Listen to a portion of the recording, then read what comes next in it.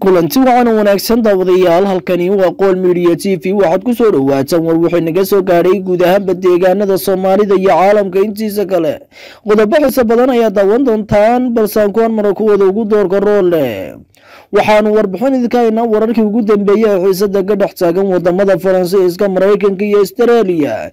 Kanadana waxa la qabtay laba nin oo ku eedeysan inay dilaan wiil Soomaaliyeed oo ku noolaa wadankaasi.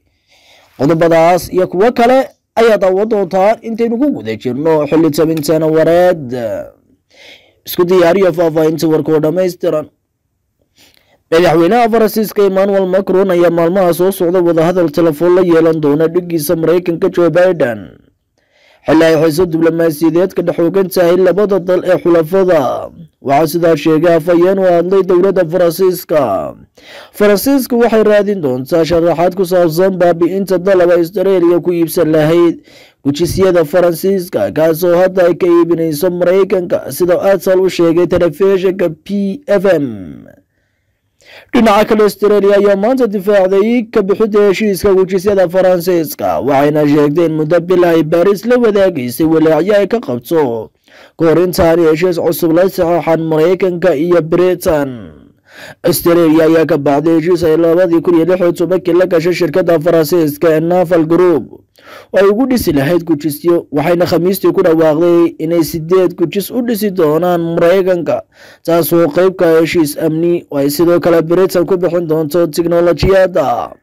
tallaabadan ayaa ka cadhaysiisa Faransiiska xulafo NATO la Mareykanka iyo Britain taasoo dhalisay inay u yeerato dowladda Faransiiska safiiradeedii Washington iyo Canberra.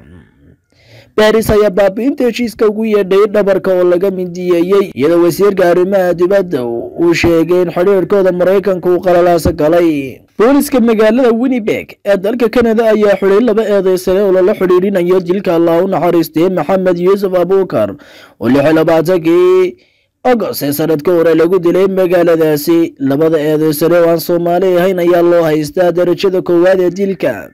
Maxamed Yuusuf reer Toronto ayaa mar kale dilay fasaxaan u joogay magaalada Winnipeg xilli booqasho ku yimid magaaladaasi. eedeysanayaasha ayaa la xukumi doonaa maalmaha soo socda.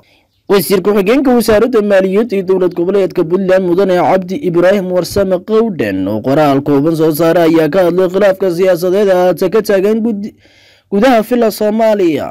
Qowdhan ayaa shaaca ka qaaday in xiisada u dhaxaysa madaxweynaha Soomaaliya iyo ra'iisul wasaare Maxamed Xuseen Rooble ay salka ku hayso arrimo ay ka mid yihiin dastuur jebin iyo hor socod la'aanta doorashada isla markaana lagu xalin doono magaalada Garowe.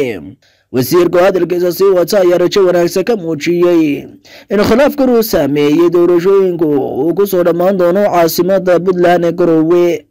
sidoo kale Cabdi Ibraahim sharaxaad kama bixin sida ay Puntland ku wajahayso dhexdhexaadinta labada mas'uul ee ugu sarreeya dalka si loo soo afjaro khilaafkooda.